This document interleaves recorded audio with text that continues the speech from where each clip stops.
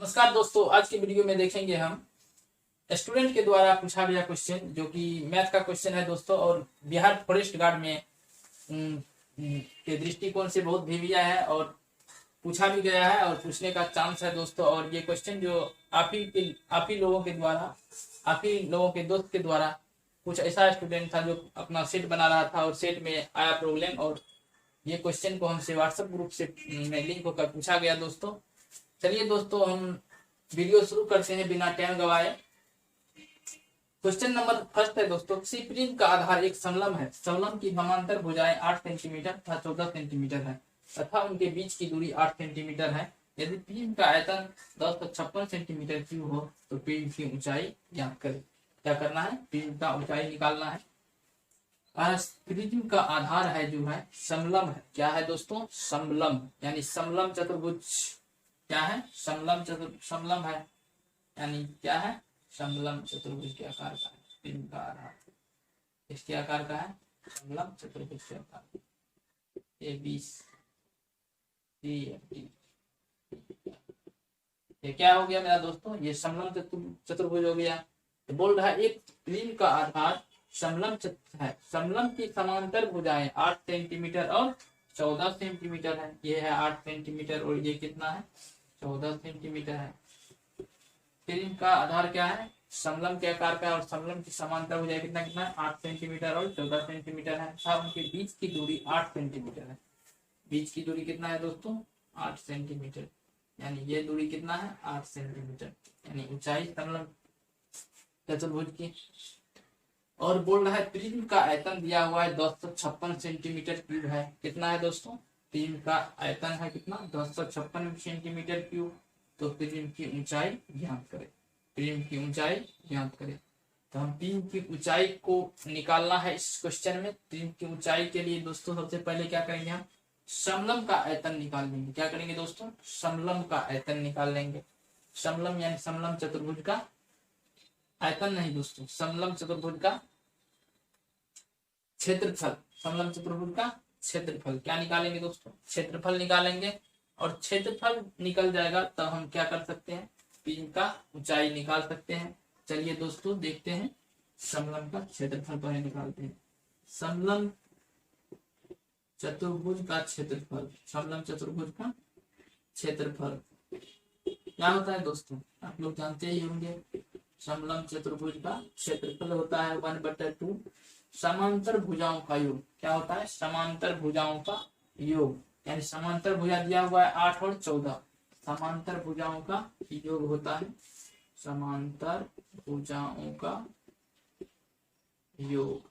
समांतर भुजाओं का योग गुना ऊंचाई। गुना क्या होता है दोस्तों? ऊंचाई होता है। गुना क्या होता है? ऊंचाई।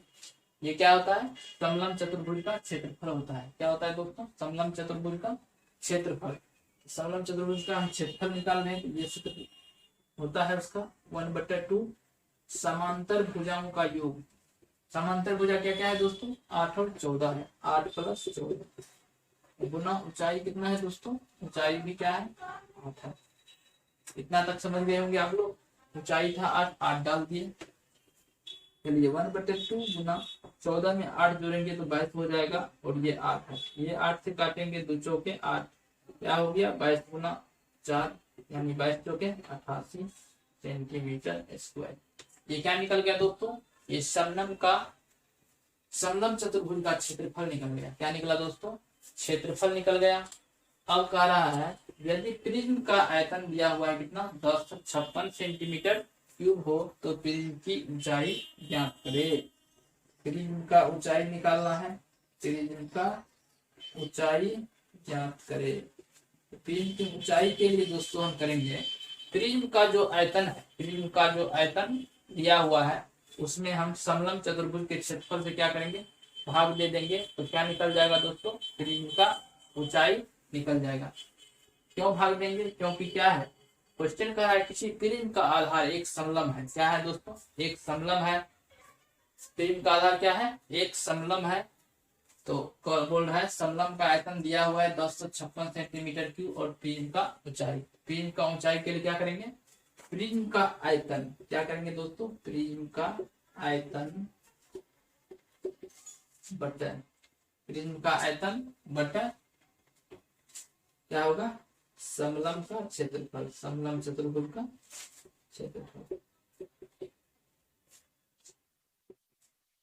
प्रिज्म का आयतन दिया हुआ है दोस्तों, क्या है 1056, 1056। हाँ, समलंब चतुर्भुज का क्षेत्रफल कितना निकला 88। चलिए दोस्तों, अब इसको हम क्या करते हैं, काटते हैं। देखिए 11 से काटिए, 11 8 88, 11 से इसको काटेंगे, ये कट जाएगा। देखिए 11 9 99, 11 6 66 यानी 96, मतलब कट गया। फिर ये 8 से काट दिए दोस्तों, 12 8 96 यानी 12 सेंटीमीटर। ये क्या हो गया, ये हो गया प्रिज्म का ऊंचाई। प्रिज्म का ऊंचाई कितना निकला दोस्तों, 12 सेंटीमीटर। ये क्वेश्चन जो है दोस्तों आपके दोस्तों के द्वारा पूछा गया था, और कुछ क्वेश्चन है जो कि पूछा गया है। हम हर एक वीडियो में बोलते हैं दोस्तों, आपके पास भी कोई प्रॉब्लम है, कोई भी क्वेश्चन है, तो आप मेरे व्हाट्सएप ग्रुप से लिंक कर हमें भेज सकते हैं। और यदि आप लोग को मेरा बताया हुआ आप लोग समझ पाते हैं, तो मेरे चैनल को जरूर जरूर सब्सक्राइब कीजिए, जनरल एसटी ग्रुप को, और अपने दोस्तों के साथ ज्यादा से ज्यादा शेयर कीजिए, ताकि हम और ऊपर उठ सके और आप लोग के लिए और बेहतर अच्छा से काम कर सके। जरूर जरूर मेरे वीडियो को लाइक कीजिए और दोस्तों के साथ ज्यादा से ज्यादा शेयर कीजिए। चलिए नेक्स्ट क्वेश्चन देखते हैं दोस्तों। चलिए दोस्तों नेक्स्ट क्वेश्चन पे आते हैं। ये भी क्वेश्चन दोस्तों आप ही के दोस्त लोगों के द्वारा पूछा गया था। क्वेश्चन है दोस्तों, यदि कोई व्यक्ति अपनी आय का 40% भोजन पर और 20% मकान किराए पर तथा शेष का 70% बच्चों की शिक्षा पर खर्च करता है, तो वह अपनी आय का कितना प्रतिशत बचाता है। बोल रहा है कितना प्रतिशत बचत करता है। यानी कोई व्यक्ति है, वह अपना आय जितना कमाता है, आय का मतलब जितना इनकम करता है वो, यानी अपने इनकम यानी आय जितना कमाता है, उसमें 40% क्या करता है भोजन पर और 20% मकान किराए पर और शेष का 70% बच्चों की शिक्षा पर खर्च कर देता है। तो बोल रहा है उसको कितना बच जाता है, इतना खर्च करने के बाद उसको कितना बच जाता है। चलिए दोस्तों देखते हैं। हम मान लेते हैं 100 यूनिट कमाया। कितना कमाया दोस्तों, 100 यूनिट, यानी 100%, 100 रुपया कमाया, यूनिट में मान लिए कितना कमाया 100। तो व्यक्ति अपनी आय का 40% क्या करता है भोजन पर खर्च करता है। यानी 100 में 40% जब वो भोजन पर खर्च करेगा, किस पे, भोजन पर, ठीक है, भोजन पर। तो 100 का 40% निकालेंगे दोस्तों, 100 गुना 40 बटे 100, यानी परसेंट हटा नीचे 100 आएगा, डबल 0। कितना किया खर्च, 40 रुपया कर दिया खर्च, किस पे, भोजन पर किया। कितना बच गया दोस्तों, यानी 100 का 40% 40 हुआ, यानी 40 किस पे खर्च किया भोजन पर। कितना बचा दोस्तों, 60 बच गया, यानी 60 अब उसके पास बचा हुआ है। 60 कितना बच गया, 60 कितना बच गया, इसके भोजन पर खर्च करने के बाद कितना बच गया, 60 बच गया। अब बोल रहा है 20% जो है मकान किराए पर खर्च करता है। 20% कितना करता है, 20, यानी 60 का कितना कर देता है 20 करता है कितना पर, मकान किराए पर, यानी मकान का जो भाड़ा देता है, मकान का किराया यानी भाड़ा जो रूम रेंट पे लिया हुआ, तो मकान किराया कितना करता है 20%। तो कितना बचा हुआ है दोस्तों, 60 का 20% निकालेंगे, 20/100 हो जाएगा, 0 0 कट गया, ये 0 कटा, इसका गुना 12, यानी 12 क्या करता है वो मकान किराए पर खर्च कर देता है। 60 में से 12 माइनस हो जाएगा, ये 12 क्या होगा माइनस हो जाएगा, तब न शेष बचेगा। क्या है कि 20% किस पे खर्च कर रहा है वो, 20% किस पे कर रहा है, मकान किराए पर, मकान किराए पर। 20% करने के बाद कितना बच जाता है उसको, 60 में से 12 घटा देंगे, क्या बचेगा दोस्तों 48, यानी 48 और उसके पास बचा हुआ है, बचा हुआ है। अब बोल रहा है शेष का 70% बच्चों की शिक्षा पर खर्च करता है। किस पे करता है, 70% बच्चों की शिक्षा पर, यानी 48 बचा हुआ है, इस पे कितना शिक्षा पर कितना कर रहा है, शिक्षा पर, बच्चों की शिक्षा पर। तो 48 गुना कितना परसेंट कर रहा है 70%, 70/100, 0 0 कटा, इससे काटिए दोस्तों, क्या हो जाएगा 2 5 10, 12 चौके 48, यानी 12 सतह कितना हो गया 2 7 14, 7 1 8, 12 84/5, यानी 84/5 क्या करता है वो, क्या चीज पे खर्च कर रहा है, 70% बच्चों की शिक्षा पर खर्च कर देता है। तो 84/5 को भागा दीजिए, 5 3 50 5 36 5 8 40, यानी 16.80 क्या कर देता है वो, बच्चों की शिक्षा पर खर्च करता है। कितना परसेंट दोस्तों, 70%। शेष का 70% बच्चों की शिक्षा पर खर्च करता है। शेष का 70%, 70% कितना मिलेगा दोस्तों, देखिए 0 0 कट गया, 2 5 10 12 चुके 48। चलिए दोस्तों, शेष क्या बोल रहा था क्वेश्चन, शेष का 70% बच्चों की शिक्षा पर खर्च करता है। यानी जो शेष बच गया उसका 70% क्या करता है, शिक्षा पर खर्च करता है।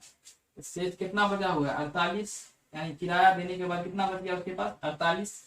48 पे वो जो है 70% शिक्षा पर खर्च कर देता है 48 का। तो देखिए 48 गुना 70/100 क्या निकला, 33.60, 33.60, यानी इतना क्या करता है वो, शिक्षा पर खर्च कर देता है। शिक्षा पर कितना किया, बचा हुआ था 48, खर्च कर दिया 100, इतना 48/70/100, 33.60 खर्च कर दिया।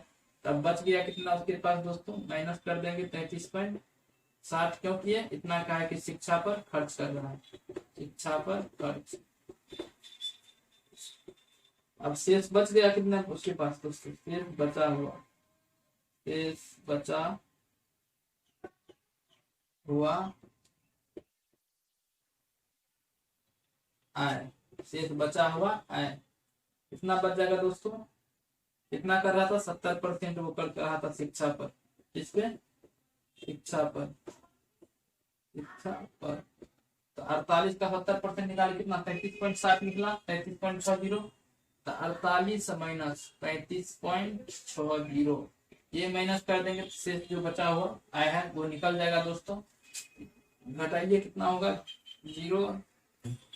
कितना आंसर हो गया दोस्तों, 14.40, यानी इसका बचत क्या है, अपनी आय का कितना परसेंट बचाता है वो, 14.40% क्या करता है, बचा लेता है। यानी कुल 100% जिसका आय था उसमें से वो खर्च कर रहा था 40% भोजन पे, 60% बच गया, 60 में से फिर 20% किराया पर, किस किराया, मकान किराया पर, फिर कितना आया 48। 48 में दोस्तों वो जो है शिक्षा पर 70% कर देता था खर्च। शिक्षा पर करने के बाद कितना उसको बचा, शेष बचा हुआ आय 48 माइनस 33.60, 14.40, यानी उसका आय, वो अपनी आय का कितना परसेंट बचाता है, कितना परसेंट बचाता है दोस्तों, 14.40, 14.40 आंसर। चलिए दोस्तों देखते हैं नेक्स्ट क्वेश्चन। क्वेश्चन नंबर 3 है दोस्तों, एक संख्या को 15, 20 या 30 से भाग दिया जाए। क्या कह रहा है, एक संख्या है जिसको 15, 20 या 30, 35 से भाग दिया जाता है, तो प्रत्येक बार कितना शेष बच रहा है, 8 बचता है, तो वह न्यूनतम संख्या क्या है। क्वेश्चन दिया है, एक संख्या है जिसको 15, 20, 35 से भाग दिया जाता है, तो प्रत्येक दशा में क्या बचता है शेष, यानी हर एक बार कितना आता है, 8 शेष आता है। तो बोलता है न्यूनतम संख्या ज्ञात करने के लिए बोल रहा है। इस टाइप के क्वेश्चन को दोस्तों सबसे पहले हम एलसीएम ले लेंगे। क्या करेंगे दोस्तों, एलसीएम यानी लघुत्तम निकाल लेंगे, यानी लघुत्तम समापवर्तक जानते होंगे आप लोग, 15, 20 और 35 का एलसीएम निकाल लेंगे। निकालिए दोस्तों, क्या होगा, यहाँ जो देखिए दोस्तों, यहाँ 5 से लेगा, 5 या 15, 5 चौके 20, 5 7 35, अब तो नहीं लगेगा, तो अब क्या हो जाएगा, 5 गुना 3 गुना 4 गुना 7, 5 या 15, 15 चौके 7, 7 7 6 7 42, यानी 420। क्या हो गया दोस्तों, 420। क्या हो गया, 420 हो गया।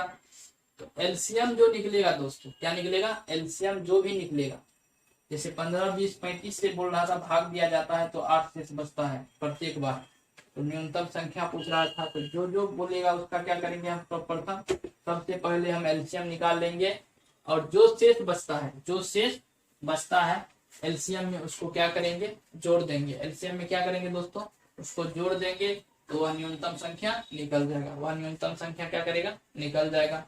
चलिए दोस्तों, तो न्यूनतम संख्या क्या हो जाएगा, न्यूनतम संख्या हो जाएगा 420 प्लस कितना शेष बच रहा था 8, 428। यही क्या हो गया दोस्तों, आंसर हो गया।